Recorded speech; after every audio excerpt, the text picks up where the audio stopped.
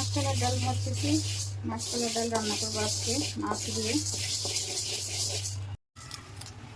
প্রথমে আমি তেজপাতা দিয়ে দিলাম, 2টা এলাচ আর অল্প একটু দারচিনি, তারপর পেঁয়াজ।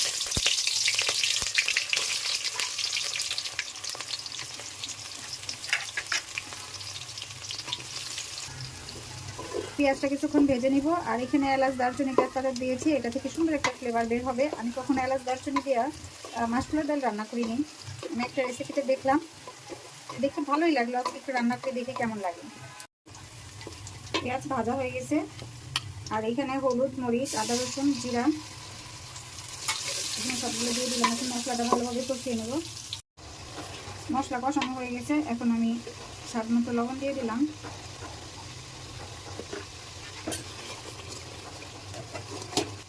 তারপর এটা হলো পাঙ্গাস মাছের মাথা। আজকে আমি রান্না করব পাঙ্গাস মাছের মাথা দিয়ে।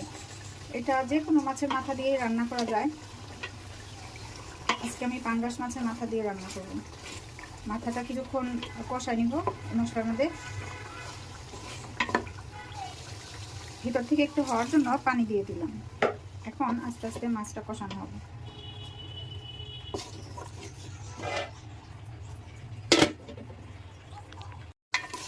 তো মাছটা কষানো হয়ে গেছে।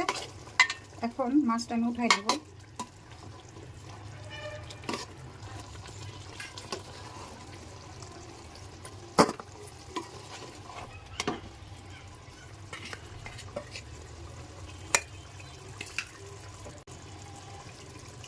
মাছকলার ডালগুলো ভাজার পরে আমি গুঁড়ো করে নিয়েছিলাম, আর গুঁড়ো করে পানি দিয়ে ভিজায় রাখছিলাম। এই যে এখন এই ভেজানো ডালটা দিয়ে দিলাম।